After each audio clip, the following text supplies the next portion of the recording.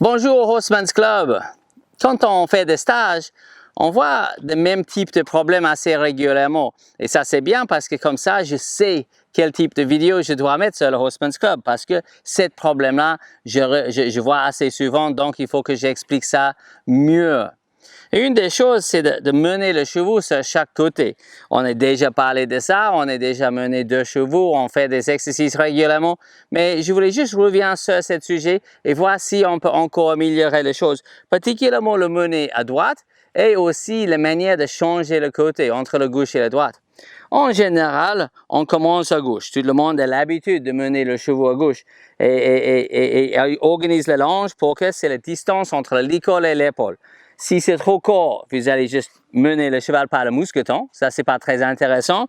Et le cheval ne va rien apprendre. Si c'est trop long, le cheval peut vous dépasser. Et là, vous êtes laissé en proximité de 2 sabots. Et ça, c'est pas bien pour la santé non plus.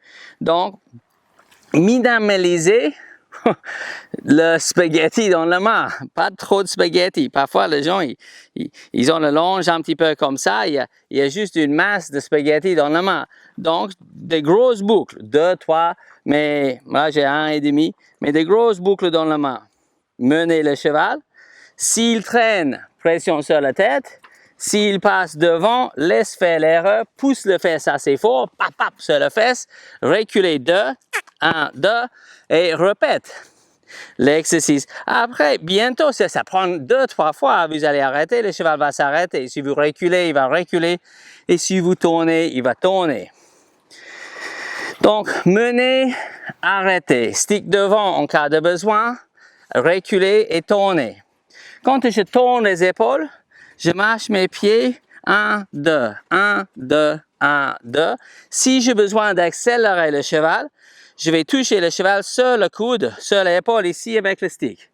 1, 2, touche ici en cas de besoin. Le stick derrière mon dos et en cas de besoin, touche là, pousse l'épaule. Et fais ça de chaque côté. Quand je mène le cheval et je vais changer le côté, le stick est plus, important que je dise ça, le stick est plus là pour canaliser le cheval sur le côté que d'accélérer ses pieds. S'il traîne ses pieds, je vais utiliser la longe. Et le stick, c'est pour canaliser. Ça veut dire que si je mène le cheval, il est un petit peu derrière moi, comme ça, je mets le stick ici pour mettre le cheval sur le côté. Donc le stick veut demander au cheval de rester à côté de cette coude-là. J'ai déjà dit, mais je vais redire, l'œil du cheval devrait être devant mon bras. L'œil du cheval devrait être devant ce bras, pas derrière. S'il traîne derrière, je mets un peu de pression sur le longe. Je garde le bras près de mon corps. Je ne fais pas ça. Et quand j'accélère, je ne fais pas non plus Superman. Il n'y a pas besoin de faire ça et le cheval doit rester près de vos pieds.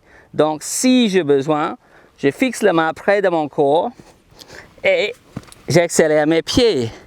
Le bras ici, près de mon corps.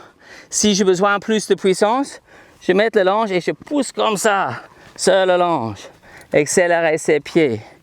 Ou, au pire des cas, que le cheval est vraiment lourd, je passe le longe devant le bassin, ici, et j'accélère mes pieds et je tire comme ça.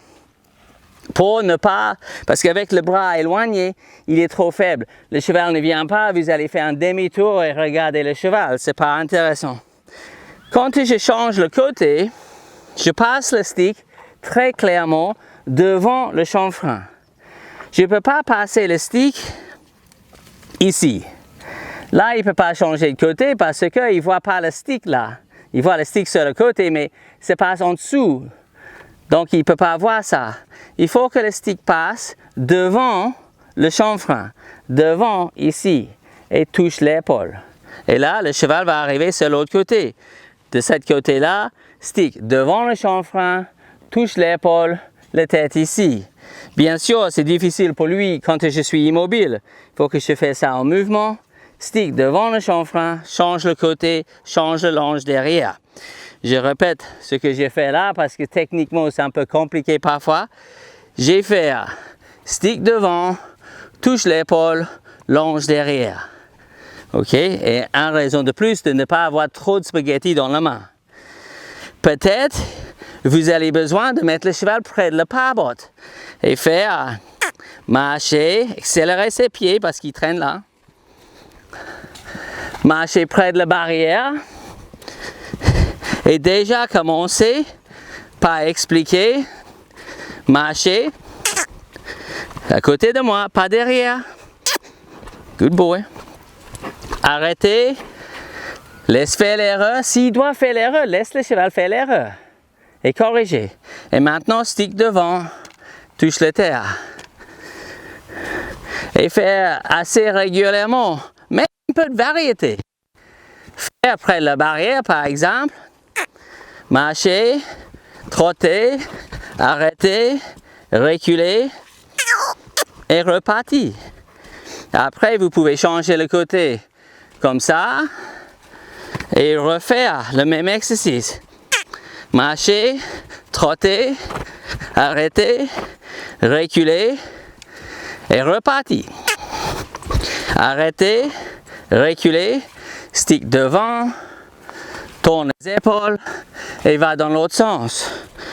Après d'avoir amélioré le mener à droite près de la barrière, vous pouvez essayer la même chose sans la barrière. Donc, soyez vigilant.